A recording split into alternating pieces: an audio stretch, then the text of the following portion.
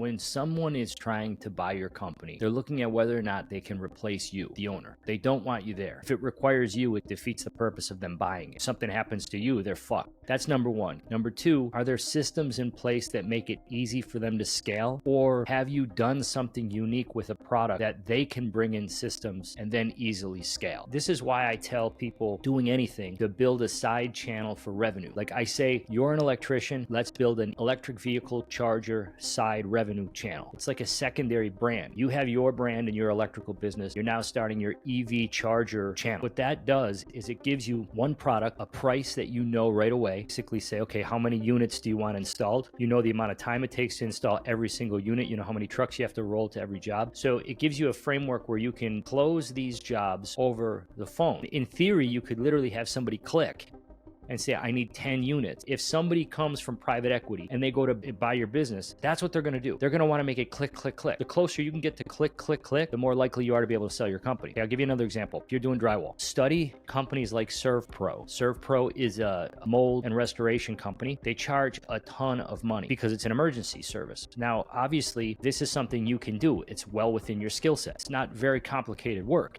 And it always leads to more work. So if you're a drywaller, if you're a framer, if you're a general contractor, you should be doing this. You should have a side channel for restoration work. And I know people, I know several people in this business without large brand that are killing it. If you're the person who leans into the branding side of it, you are going to build something that's worth more than your existing company, I promise you. And that's the company that you then take to the private equity firm to try to sell. Because it's a brand, it's easily replicable, it's easily scalable, and it doesn't require you. All the complicated stuff requires you. And this is one of the things that I work with my clients all the time, is getting them to see that you are the man, you've done an amazing job, you are the greatest at what you do. But what you do requires you. So we have to build something that doesn't require you. That's your retirement. That's how you get out of that business. That's what I did. I built something that didn't require me. In some cases, when somebody comes and buys your company, they do what's called an earn-out, which means you have to be there for a long period of time while you earn your way out of the company, essentially earning the money that they're paying you for your share. This can be a giant pain in the ass. I know several people who've sold companies, had 4 or 5 year earn-outs, and ended up hating it because essentially they have a boss now. Yes, they get a bunch of money, but now you have a boss. So this is something to think about as you plan the future of your company.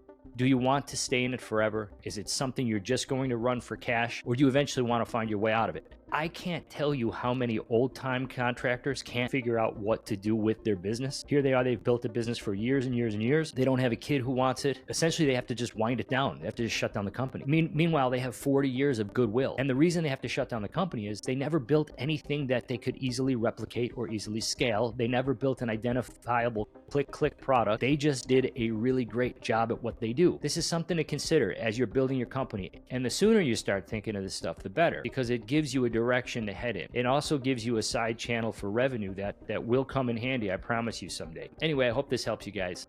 Have a wonderful day and keep making the world beautiful.